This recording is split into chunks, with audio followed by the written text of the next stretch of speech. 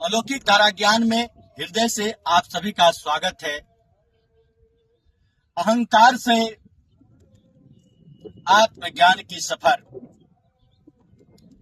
हमारी सनातन जो संस्कृति है वह सिर्फ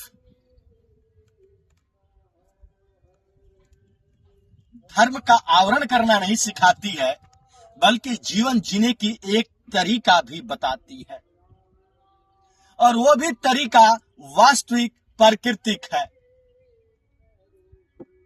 मनुष्य जब संसार से भटक जाता है तो उसको धन की, पद की, प्रतिष्ठा की जरूरत नहीं पड़ती है। अगर मनुष्य जब संसार से भटक जाता है तो उसे धन नहीं, उसको दिशा की जरूरत पड़ती है, और वो दिशा जो है वो परमपिता परमेश्वर महाशक्ति ही दे सकते हैं। अगर शक्ति नहीं, शांति कभी नहीं आ सकती है। लेकिन मनुष्य शक्ति की ही खोज करता है। शक्ति शिव के निकट समवर्ती है। तो मानव को शांति की जरूरत है, शक्ति की नहीं। मानव जब सच्चे मार्ग पे, शिव के मार्ग पे चलता है तो मानव को शिव का स्वरूप दिखेता है, क्योंकि शिव ही इस पूरी संसार को, पूरी दिव्यमान, इस पूरी संसार को प्रबंधन और पूरी नियंत्रण करके रखे हैं। एक शिष्य ने गुरु से पूछा कि गुरुदेव, शिव कौन है? देवता है या गहरा दिव्य ज्ञान, दिव्य स्वरूप या दिव्य सत्य? तो शिव ने, उनका क्या कार्य है, शिव कौन है? तो गुरु ने बताया कि शिव देवता नहीं, शिव चेतना है, शिव मौन है। उस आत्मा का नाम है जहां मनुष्य पूर्ण होता है। मनुष्य को जब अहंकार जहां समाप्त हो जाती है, मनुष्य जब आत्मसम्मान को, आत्मज्ञान को प्राप्त होता है, वहीं शिव का स्मरण है। मनुष्य का जहां अहंकार समाप्त होता है, स्वयं को वह जानता है, स्वयं को वह जीत लेता है, वहीं शिव की प्राप्ति होती है। शिव ही ज्ञान के दाता है, और शिव की अस्तित्व समाप्त, वहां पे सृष्टि प्रलय हो जाती है। इस संसार में जितना भी दुख है, उस दुखों को हर करने वाला मात्र शिव ही है। वह इतना इस दुख को कैसे हर लेते हैं? क्योंकि मनुष्य सिर्फ ये कल्पना करता है कि जो हमारा समस्या है, हमारे अंदर जो गहरी चिंतन है, उसको हम कैसे समाधान कर सके। शिव ज्ञान के दाता है।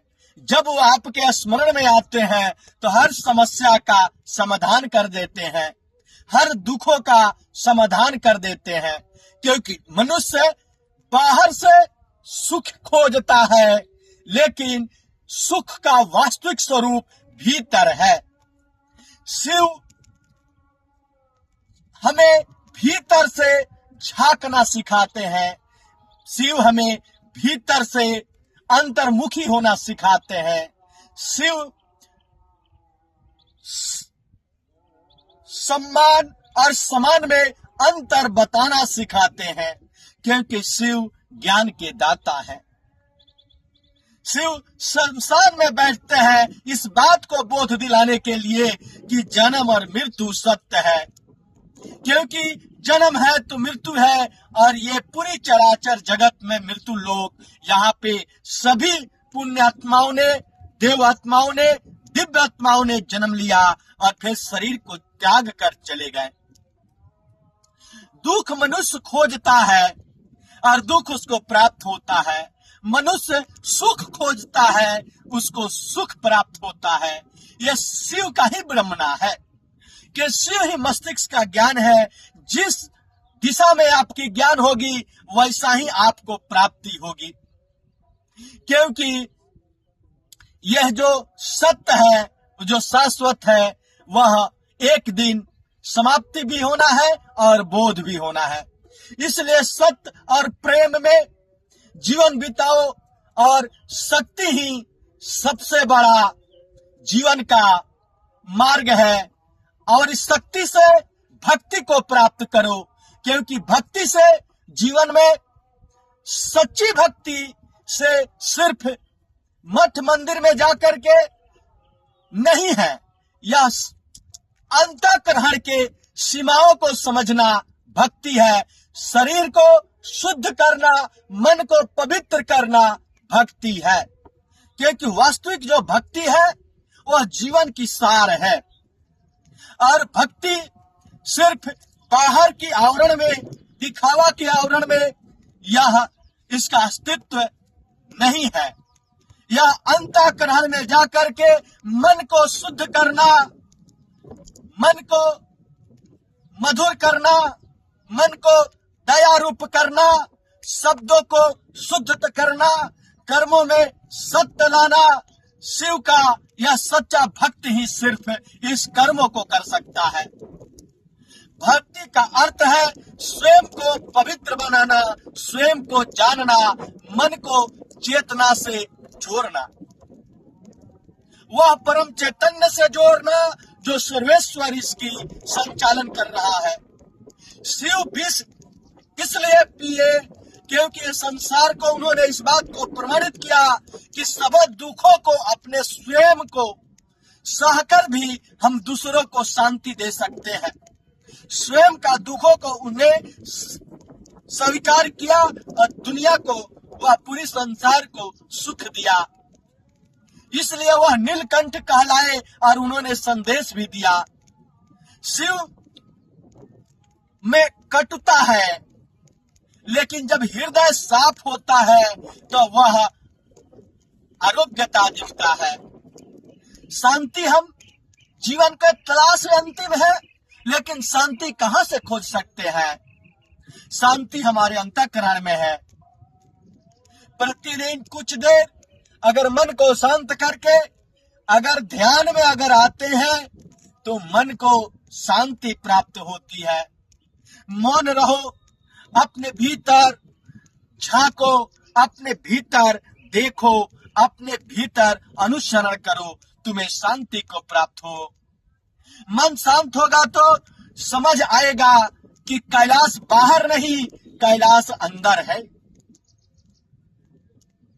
जिस तुम शिव पुराण की बातें करते हो वह जीवन जीने की कला सिखाता है, परम शक्ति का बोध दिलाता है, परम अस्तित्व में होने का संकेत देता है, समझ देता है।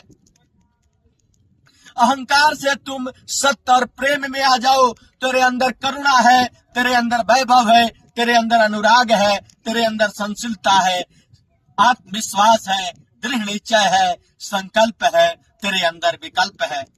अपने भीतर तुम शिव को जानो, संसार पर तुम विजय प्राप्त कर लोगे। जब तुम स्वयं पे विजय प्राप्त करोगे, ये पूरी संसार शिवमय है। शिव की मात्रा को हटा दो, यह सिर्फ 100 ही 100 हो जाएगा। शिव ज्ञान की दाता है। शिव के ही यह संकल्प से यह पूरी सृष्टि की संरचना कभी बनती है, कभी बिगड़ती है, कभी प्रबंधन में होती है।